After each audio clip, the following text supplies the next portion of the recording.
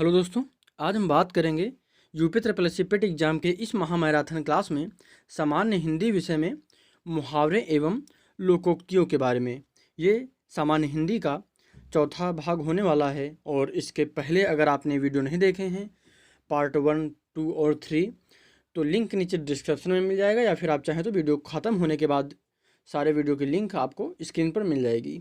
तो चलिए वीडियो को शुरू करते हैं। अगर आप चैनल पर नए हैं तो सब्सक्राइब जरूर करिएगा। सबसे पहले हम देख लेते हैं लोकोक्तियाँ एवं मुहावरे, इनकी परिभाषा पहले देखेंगे। तो यहाँ पर लोकोक्ति क्या हो जाएगी। लोकोक्ति वास्तव में वह तीखी युक्ति है जो श्रोता के हृदय पर सीधा प्रभाव डालती है। इसे कहावत, प्रवाद, वाक्य, जनश्रुति आदि नामों से भी संबोधित किया जाता है। अब हम मुहावरा देख लेते हैं क्या होता है। कोई भी ऐसा वाक्यांश जिसका शब्दार्थ ग्रहण ना करके कोई विलक्षण अर्थ ग्रहण किया जाता है वह मुहावरा कहलाता है। उम्मीद करता हूँ आपको लोकोक्ति और मुहावरे में अंतर समझ में आ गया होगा। लोकोक्ति क्या होती है, जिसमें श्रोता के हृदय पर सीधा प्रभाव डालती है, इसे क्या कहा जाता है। कहावत, प्रवाद, वाक्य और जनश्रुति आदि नामों से जाना जाता है। और मुहावरा क्या होता है, एक ऐसा वाक्यांश जिसका शब्दार्थ ग्रहण ना करके कोई विलक्षण अर्थ ग्रहण किया जाता है। अब हम देख लेते हैं इसका अंतर क्या होता है। यहाँ पर लोकोक्ति और मुहावरे में अंतर हम देख लेंगे।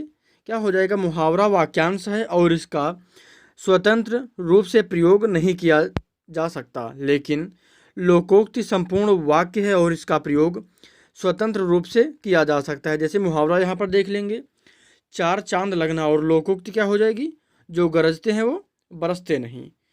आगे हम देख लेते हैं, यहाँ पर हम देखेंगे मुहावरे। पहले मुहावरे देख लेते हैं और इनके जो अर्थ हैं यहाँ पर साथ में लिखे हुए हैं।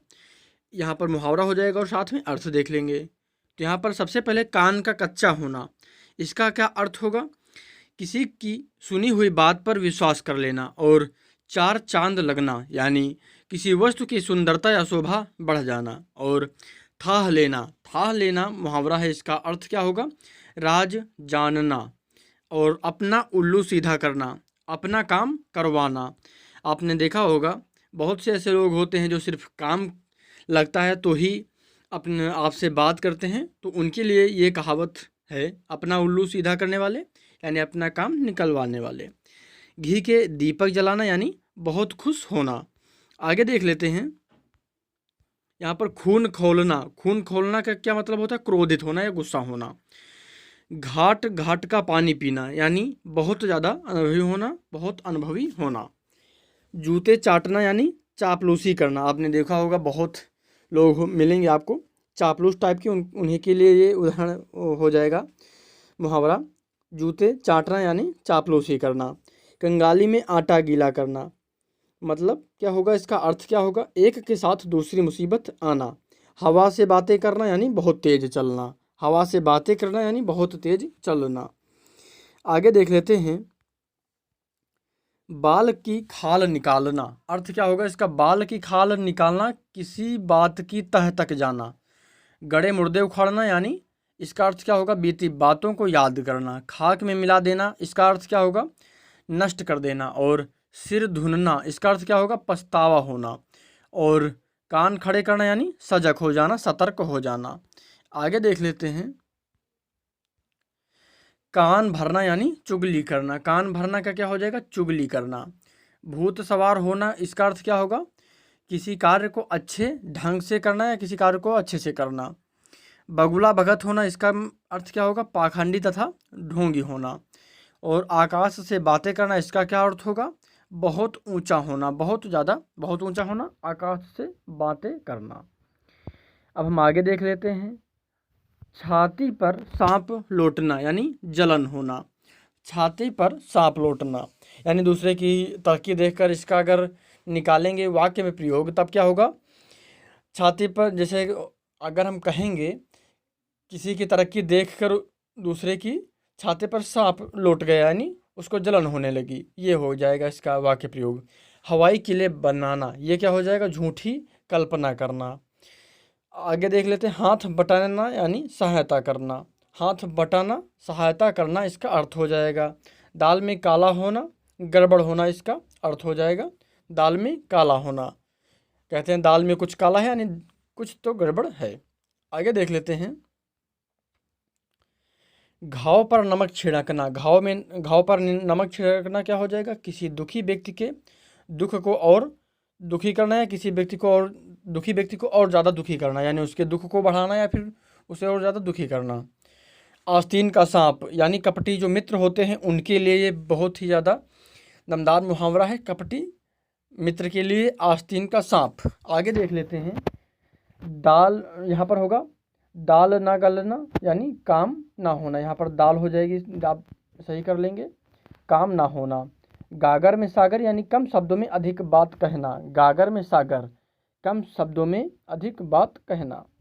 अब हम आगे देख लेते हैं लोकोक्तियों को। अब हम यहाँ पर लोकोक्तियों को देखेंगे तो क्या हो जाएगा, अब देख लेते हैं। लोकोक्तियाँ, अधजल गगरी छलकत जाए, यानी इसका अर्थ क्या होगा? जिस व्यक्ति के पास कम ज्ञान होता है वह दिखावा ज़्यादा करता है, दिखावा अधिक करता है। और आगे देख लेते हैं। बहती गंगा में हाथ धोना, यानी अवसर का फायदा उठाना।